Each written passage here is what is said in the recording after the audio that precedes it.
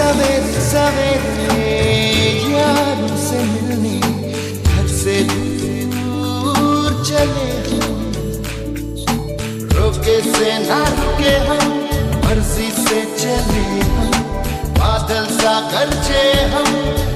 હું શ્રી નાયબ સચિવ યોગીનાબેન પટેલને વિનંતી કરું કે તેઓ આ ભૂમિકાઓને શિક્ષણ વિનાથી સંચાલિત કરે.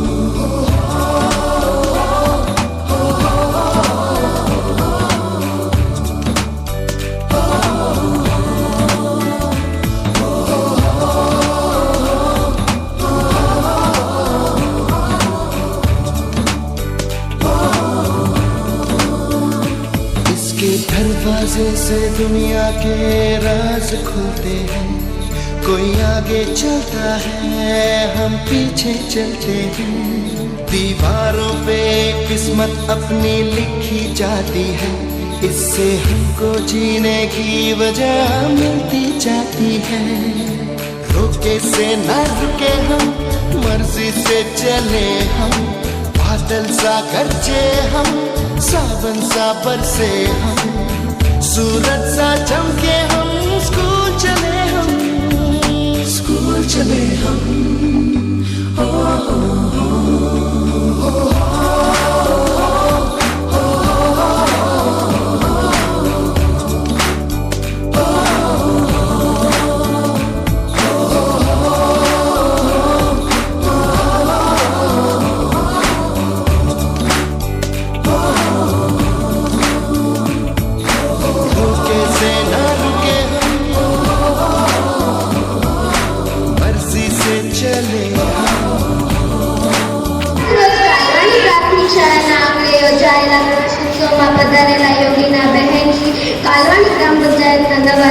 સરપંચ શ્રી, ગામના આગેવાનો, વાલીઓ તથા મારા સહપાઠી વિદ્યાર્થીઓ, ભાઈઓ બહેનો, આજના પ્રવેશ ઉત્સવમાં હું મારું પિયા પર્યાવરણના એક ગંભીર પ્રશ્ન પ્લાસ્ટિક પ્રદૂષણ વિશે કંઈક કહેવા માંગુ છું.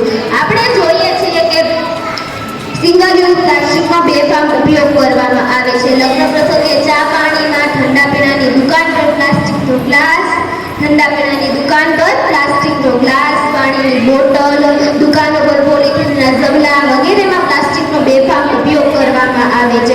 આપણે આપણી સગવડતા માટે પ્લાસ્ટિકનો અવિવેકપૂર્ણ ઉપયોગ કરીએ છીએ. સિંગલ યુઝ પ્લાસ્ટિકને આપણે આપણા જીવનનો અનિવાર્ય અંગ બનાવી દીધું છે. દુકાનદાર આપણને પ્લાસ્ટિકની બેગ ન આપે તો આપણે અગવડતામાં મુકાઈ જઈએ છીએ. પ્લાસ્ટિકને ફેંકી દીધા બાદ તે જમીનની અંદર ઘણા વર્ષો સુધી પડ્યું રહે છે. પ્લાસ્ટિક રસાયણિક પદાર્થોથી બનેલું હોવાથી જમીનની અંદર રહેલા પોષક ઘટકો સાથે ભળી તેને નષ્ટ કરી નાખે છે. તેથી જમીનની અંદર રહેલા પોષક તત્વો નાશ પામે છે. જમીનની ફળદ્રુપતા ઘટી જાય છે. બંજર જમીનને પણ બંજર બનાવી દે છે. વળી સામે જોવા મળતો પ્લાસ્ટિકનો એક એવો ઉપયોગ તો માણસના સ્વાસ્થ્ય માટે ખૂબ જ ગંભીર અસર કરે છે. ગરમ વસ્તુને આપણે પ્લાસ્ટિકમાં પેક કરીને રાખીએ છીએ. ગરમ ચાને આપણે પ્લાસ્ટિકની કોથળીમાં પેક કરીને પાર્સલ સ્વરૂપે ઉપયોગ કરીએ છીએ. હોટલ કે રેસ્ટોરન્ટમાં ગરમ ખોરાકને પ્લાસ્ટિકના બોક્સમાં પેક કરીને પાર્સલ સ્વરૂપે લઈ જવામાં આવે છે. આપણને ખબર છે કે પ્લાસ્ટિક ખૂબ જ નીચા તાપમાનમાં ઓગળી જાય છે. ચા કે ખોરાકના તાપમાનથી પ્લાસ્ટિક ઓગળી તેમાં ભળી જાય છે. આ પ્લાસ્ટિક યુક્ત ખોરાક ખાવાથી કેન્સર જેવી ગંભીર બીમારીઓ થવાની ઘણી સંભાવના વધી જાય છે. આથી ગરમ ખાદ્ય વસ્તુઓને પ્લાસ્ટિકની પેકિંગ ન કરવી જોઈએ. પ્લાસ્ટિક એક ગંભીર સમસ્યા છે. તેને નિવારવા શું કરવું જોઈએ? દરેક વ્યક્તિને પોતાની નૈતિક જવાબદારી સમજી પ્લાસ્ટિકનો ઉપયોગ કરવો ટાળવો એ સૌથી અગત્યનું છે. આપણે શાકભાજી કે ઘરવખરીનો સામાન લેવા જઈએ ત્યારે ઘરેથી પ્લાસ્ટિકની થેલી લઈને જઈએ છીએ. વેપારી કે ફેરિયા પોતાની પાસે કાગળની થેલી રાખે છે. પ્લાસ્ટિકના કચરામાંથી પ્લાસ્ટિકને રિસાયકલ કરી બનાવી તેનો ઉપયોગ કરવામાં આવે છે. તેની વ્યવસ્થા ગોઠવવી જોઈએ. પ્લાસ્ટિકને વિવેકપૂર્ણ ઉપયોગ કરાય તે માટે સરકારને કડક કાયદા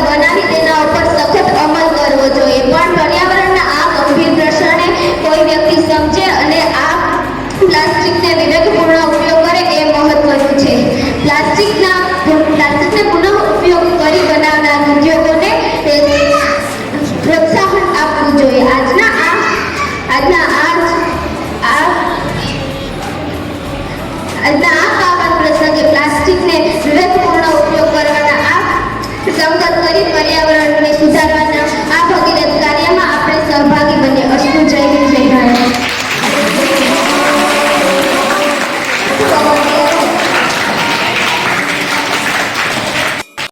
मेहमान श्री वडीलों, मेरे गुरुजनों और मेरे साथी शिक्षार्थियों, आप सभी को अरुचि दयाकर के सादर वंदन। आज मैं आप सभी को समय के सदुपयोग के बारे में कुछ बातें सुनाने जा रही हूँ, तो आप मुझे शांति से सुनिए। दोस्तों, आजकल हम और किसी से यही सुनते हैं कि समय नहीं है। अरे वे समय कहाँ है? तो मैं आपसे पूछती हूँ, समय क्यों नहीं है? क्या दिन छोटे हो गए हैं, या सूर्य चंद्र तेज चलने लगे हैं, या हमारी पृथ्वी तेज घूमने लगी है, या हमारी घड़ी पहले के जमाने से तेज भागने लगी है? तो आप लोग मुझसे कहेंगे अरे वे वैसा कुछ अरे वे वैसा कुछ नहीं है। ना ही घड़ी तेज चलती है, ना सूर्य चंद्र तेज चलते हैं। घड़ी भी वही है, समय भी वही है, लेकिन हमारा जीने का तरीका बदल गया है।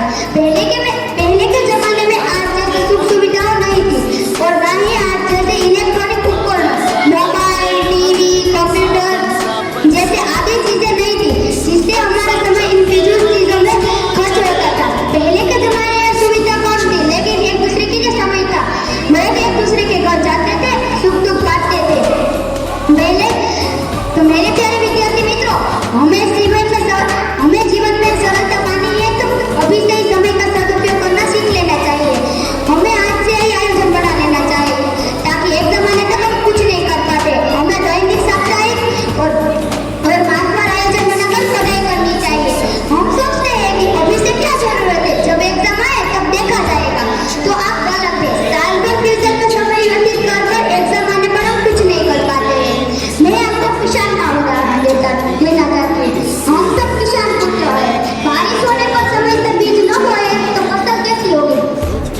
समय समय पर किसान लोग अपना काम करते हैं, इसीलिए तो हमारा देश आबाद रहता है। इसी तरह हमारे देश के महान पुरुषों ने भी जीवन भर अपना कर्तव्य के लिए एक सेकंड भी आराम नहीं किया।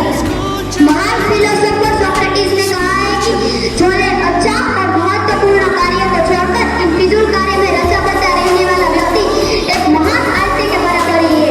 अंत में मैं आपको एक शायरी सुनाना चाहती हूँ। वक्त ने वक्त से कहा, जो अगर वक्त से काम नहीं करोगे तो वक्त चला जाएगा, अगर वक्त से काम नहीं करोगे तो वक्त चला जाएगा, और गवाया हुआ वक्त फिर कभी नहीं आएगा। जय हिंद, जय भारत। मर्जी से चलो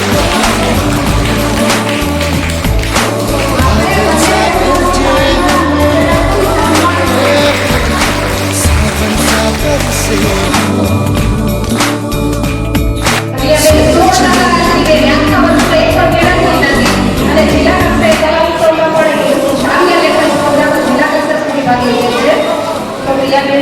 દરેક જોકે ઘણા બધા વિદ્યાર્થીઓ એવા છે કે જેની 100% મેરિટમાં સ્થાન મેળવ્યું, જેમાં જવાહર નવોદય પરીક્ષામાં પણ સારા માર્કે પાસ થઈ તાલુકામાં પ્રથમ આવેલ છે. તો હું માનનીય અભ્યાસી પ્રવીણાબેનને વિનંતી કરું કે તેઓ શ્રી ગોરિયા પંચને ઇનામ આપી પ્રોત્સાહિત કરે.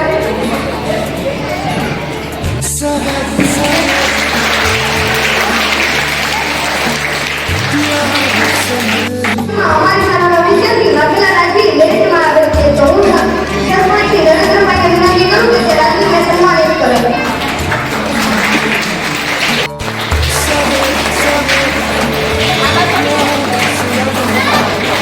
से दूर चले हम, रोके से ना रुके हम, मर्जी से चले हम, बादल सा गरजे ત્યારબાદ હવે આપણે ગાતાઓ કરવાની વાત આવી છે. તો દર વર્ષની જેમ આપણી શાળાના આપણા જ ગામના રમેશ મુસ્કરવાળા રાજુભાઈ ખાનપરા કે જે દર વર્ષે અને એના મમ્મી પપ્પા પણ અત્યારે કચ્છમાં છે, તે આવી શક્યા નથી, પણ અહીંયા આપણે એ તકે સૌનો આભાર માનવો એ આપણી ફરજ છે. તો આપણે બધા ફરીથી એકવાર તાળીઓના ગણગણાટથી રાજુભાઈએ બજાવ્યું.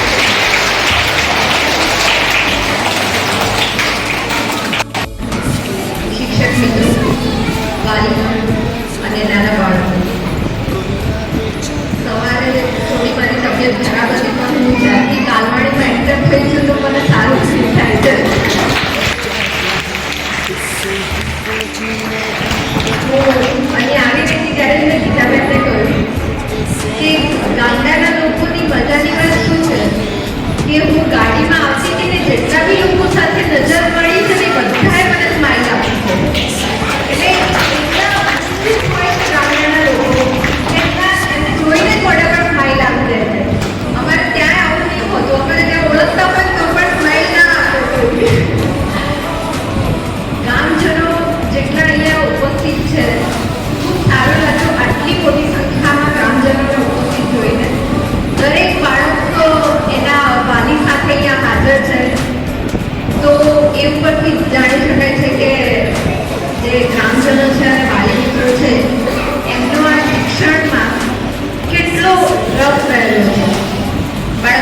15માં, બાળકના ધોરણ 17માં બાળકને નાનપણથી પાડવામાં આપણો જ હાથ છે. કારણ કે બાળક શાંતિથી બેસે નહીં કે રડતું હોય એટલે આપણે હાથમાં મોબાઈલ આપી દેતા હોઈએ છીએ. બાળકને બી આજકાલ તો મોટા મમ્મી પપ્પાને બી આદત થઈ ગઈ હોય છે કે જેવા ફ્રી બેસે ને એટલે તરત રીલ સ્ક્રોલ થઈ જાય. અને આ વસ્તુ છે ને ભૂષણ થઈ ગઈ છે. ઘરે બેઠેલા નહીં પણ ઓફિસમાં પણ લોકો કામ કરવાની જગ્યાએ છે ને મોબાઈલ આખો દિવસ. અને એના લીધે શું થાય છે કે આપણી જે કામ કરવાની શક્તિ છે ને એ ઓછી થઈ રહી છે. લોકોનો કોન્સન્ટ્રેશન પાવર ઓછો થઈ ગયો છે. હું ઓફિસમાં પણ બધાને કહેતી હોઉં કે ભાઈ તમે એકદમ ફ્રી બેઠા હોય તો ઠીક છે કે તું થોડી વાર મોબાઈલ લઈ લીધો. બાકી સરકાર આપણને પગાર આપી રહી છે, આપણને કામ કરવાનો પગાર આપી રહી છે, મોબાઈલ વાપરવાનો પગાર નથી આપતી સરકાર.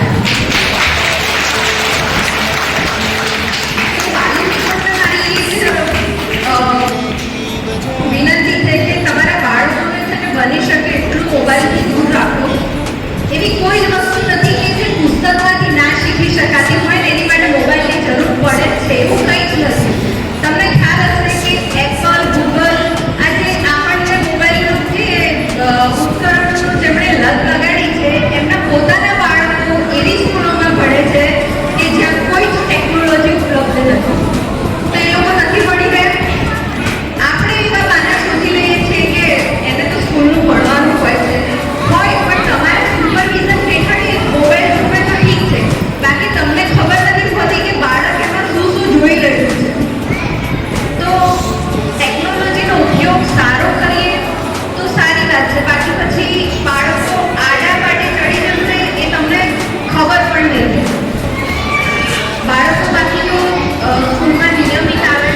શિક્ષક પણ મને તો આ સ્કૂલમાં બહુ સારી ફિલિંગ આવી રહી છે કે શિક્ષક મિત્રોને બધા એટલા ઉત્સાહી જણાય છે. અહીંયા બાળકો કેટલી શિસ્તમાં બેઠા છે. બહુ જ મજા આવી ગઈ આ સ્કૂલમાં આવીને. અને અમને લોકોને બી વર્ષમાં એકવાર આ ઉત્સવનો મોકો મળતો હોય છે સચિવાલયની બહાર નીકળીને બાળકો સાથે મળવાનો. તો એ માટે સરકારશ્રીના પણ આભારી છીએ. બીજું તો કંઈ નહીં, વાલી મિત્રોને બસ આ જ વિનંતી કે તમારા બાળકને સ્કૂલમાં નિયમિત મોકલો. એવું નથી કે ભણી ગણીને નોકરી મેળવી લેશે તો એ સક્સેસફુલ થઈ જશે. એવું નથી. કોઈ પણ કામ કરશે, કોઈ પણ કામ કરશે પણ શિક્ષણની જરૂર તો એને પડવાની જ છે. જે બાળકો નિયમિત સ્કૂલે આવે છે, જે લોકો મેરિટમાં આગળ આવે છે એ તો અભિનંદનને પાત્ર છે જ. પણ એ સિવાયના બાળકોએ પણ ક્યારેય એવું ઓછું માનવાની જરૂર નથી. અને શિક્ષક મિત્રોને મારી ખાસ અરજ કે જે બાળક થોડું ભણવામાં નબળું છે એના તરફ થોડું વધારે ધ્યાન આપી. કારણ કે એવું છે કે ભણવા સિવાય બી ઘણું બધું છે. મારા ફાધર મને એમ કહેતા કે ઠીક છે અમે નથી ભણ્યા તો આટલે પહોંચી ગયા છીએ, તમે કંઈક તો કરી જ લેશો. એટલે ભણવા સિવાય પણ ઘણું બધું છે. દરેક બાળકમાં કંઈક અલગ જ વ્યક્તિત્વ હોય છે. બસ એને એક રસ્તો આપવાની જરૂર છે. બસ બીજું કંઈ કહેવા નથી માંગતી. બહુ મજા આવી તમારા ગામમાં આવીને. અને ભવિષ્યમાં પણ એક ચાન્સ મળશે.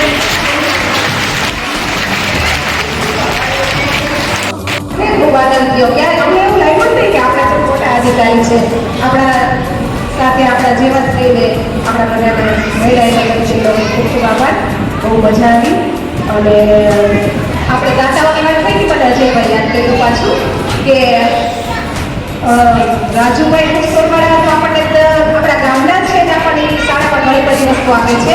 પણ બેન સોશિયલ મીડિયાની અંદર આપણું જે એકાઉન્ટ બનાવવાનું છે એની અંદરથી આપણી શાળાને પ્રવૃત્તિઓના વિડીયો જોઈને કંઈ દુબઈથી કોઈ પણ જાતની ઓળખાણ નથી. ખાલી એણે અમારા સાહેબના સોશિયલ એકાઉન્ટની અંદર એણે જોયું ને આપણી શાળાની પ્રવૃત્તિ જોઈને એટલા બધા ખુશ થયા કે એ વર્ષમાં લઈને તો કેટલી બધી વસ્તુ આપણે હમણાં જ હજી તો વેકેશન ખુલ્લું કે તરત જ બાળકોને જમાડીને ચાલો આપણા તરફથી એમાં ના સરસ મજાની દાદેવી ગાતી હતી. બરાબર?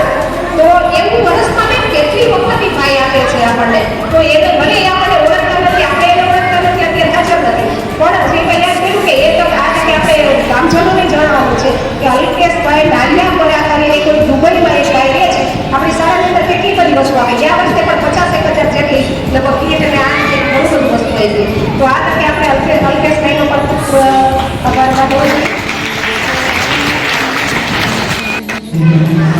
નાયબ શ્રી બેન શ્રી યોગિનાબેન પટેલ, આપણા નવનિયુક્ત સરપંચ, જેનું 2-3 દિવસ પહેલાં ચૂંટણી રિઝલ્ટ આવ્યું છે, આપણા લાયસન્સ ઓફિસર શ્રી ગીતાબેન, અતુલભાઈ, ગોપાલભાઈ, રમીણાબેન, આરોગ્યનો સ્ટાફ,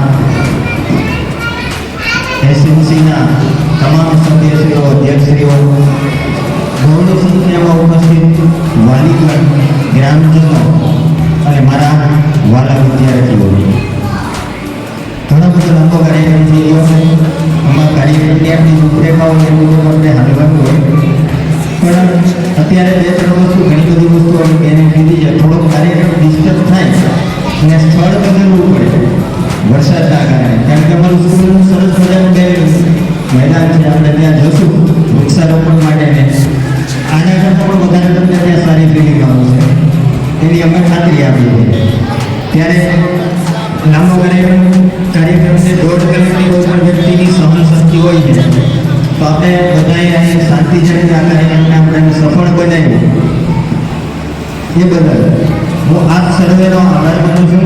અને અત્રે આ સરસ મજાનો એટલા બધા પંખા સાથે અને આપણા કાર્યક્રમને સફળ બનાવવામાં જેનો ફાળો છે એ આ સમાજના પ્રમુખ બરાબર સાહિલભાઈનો પણ આપણે આ તકે આભાર માનીએ.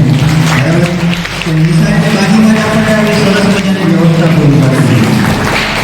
અને કાલે મેં ફોન કર્યો કે ઘણી અમુક છે વરસાદ કાલનો મુશ્કેલ થયો, તો મને કહે સાહેબ ફોન કરજો ને એની ત્યાં. આજે સવારે મેં વહેલો આવીને ઉઠાડ્યો, ફટાફટ મને કહે સાહેબ બધું છે, 2 કલાકની અંદર મેં આ વ્યવસ્થા કરી. એટલે આપણે આ તકે એમનો ખૂબ ખૂબ આભાર માનીએ. વધારે કંઈ ના કહેતા હું અંતઃકરણપૂર્વક કાલવાડી શાળા અને કાલવાડી ગામ પરિવાર વતી આ સર્વેનો આભાર માનું છું. જય હિન્દ, જય ભારત. આપણે બધા